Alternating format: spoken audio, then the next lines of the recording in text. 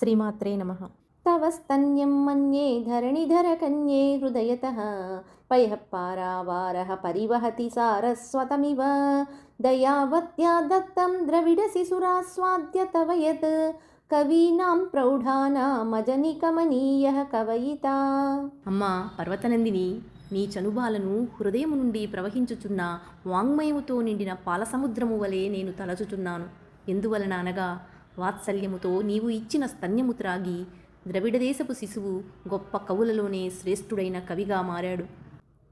హరక్రోధజ్వాలావలిభిరవలీఢేన వపుషా గభీరే తేనాభీసరసి కృతసంగో మనసిజః సముత్థస్థౌ తస్మాదచలతనయే ధూమలతికా జనస్తాం జానీతే తవ జనని రోమావలిరితి.